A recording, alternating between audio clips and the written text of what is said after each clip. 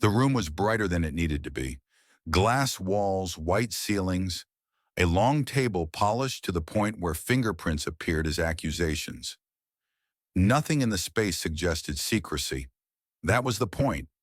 The organization had reached a stage where secrecy itself was considered a liability. This was not a crisis meeting. No raised voices, no emergency language. What gathered the room was a different concern, one less visible, harder to measure. The institution had begun to explain itself. Not publicly at first, internally. Memos circulated faster, rationales were documented, decisions came with annotations, footnotes, clarifications. The system had learned to narrate its own actions in real time. Transparency was not framed as virtue, it was framed as hygiene, as insurance, as modernization. No one objected. At the time, nothing seemed to weaken. The decision did not arrive with ceremony. It was procedural, a sequence of changes approved across several quarters rather than a single vote. First came expanded disclosure requirements for internal decisions. Not only outcomes, but reasoning. Not just policy, but the logic behind it.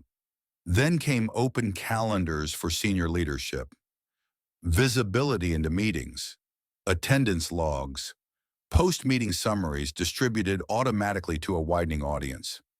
Next came the archive, a searchable internal database presented as a knowledge asset containing prior decisions, dissenting opinions, risk assessments, and the rationale for rejecting alternatives. What had once been fragmented across emails and closed sessions became unified and accessible. A senior compliance officer wrote in a memo dated March 18, 2016, "Opacity is no longer defensible as a neutral state. If authority cannot explain itself, it invites suspicion. Documentation is not weakness. It is institutional self-defense." The memo was circulated widely. It was cited approvingly in later discussions. It became a reference point. No one in the room challenged it directly. There was, however, a quiet disagreement, never formally expressed, about what authority had historically required in order to function. Machiavelli argued that power depended on perception, not comprehension, that being understood was less important than being anticipated. That authority retained leverage by remaining partially unreadable. The modern institution rejected this premise.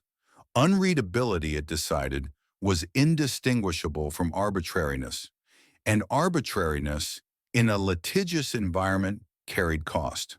So the decision stood. Explain more. Reveal earlier. Clarify continuously. The system would no longer ask to be trusted. It would show its work. The immediate effects were favorable. Internal disputes softened. Appeals declined. Grievances were resolved faster when employees could see the reasoning chain behind decisions that affected them. Middle management reported improved alignment, fewer rumors, less speculation. Meetings shortened when participants arrived already briefed on context. Externally, the institution's reputation improved. Stakeholders praised its openness. Regulators noted its cooperation. Journalists had less incentive to speculate when documents were preemptively released. Transparency appeared to be working, but something else began to change, slowly enough that it resisted attribution.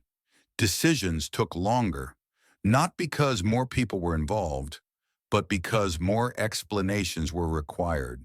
Each action now needed to survive exposure before it occurred. Reasoning had to be anticipatory, not retrospective. This altered internal behavior. Executives began selecting options that were easiest to justify rather than those most effective under uncertainty. Ambiguous choices were avoided, not because they were unsound, but because they were difficult to narrate without inviting critique.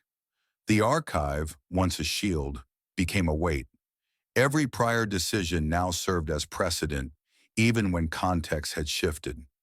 New actions were compared against old rationales that no longer applied, but remained accessible, searchable, quotable. Informal authority weakened first. Leaders who had previously exercised discretion through judgment found themselves constrained by their own past explanations. Deviations required lengthy justification, which in turn created new documentation that further narrowed future options. One executive, speaking off record years later, described it this way: "We didn't lose authority to people. We lost it to our own footnotes." Trust, paradoxically, did not deepen. It changed shape. Employees no longer trusted leaders to decide well. They trusted systems to explain decisions thoroughly. When explanations arrived late or appeared incomplete, confidence collapsed faster than it had under opacity. Transparency did not eliminate suspicion. It reorganized it. The most damaging effect, however, was not internal. It was temporal. Authority requires asymmetry of timing, the ability to act before full consensus forms, before opposition aligns, before consequences become legible. By explaining itself continuously, the institution surrendered that advantage. Every move became visible early enough to be contested, analyzed, slowed, reframed. Power remained, but it moved at the speed of review. This is the point where modern analysis often fails. Organizations observing this case attempt to replicate the transparency model without recognizing what made it initially survivable. They assume openness is portable. It is not. The institution in question possessed three conditions that most do not. First, a legacy of accumulated authority. Its decisions carried residual weight from decades of prior dominance. Transparency revealed actions that were already accepted as legitimate. Second, legal insulation. The organization could afford extended deliberation without immediate competitive loss. Time was not yet its primary constraint. Third, a culture trained to read documentation charitably. Explanations were interpreted as signals of respect rather than vulnerability.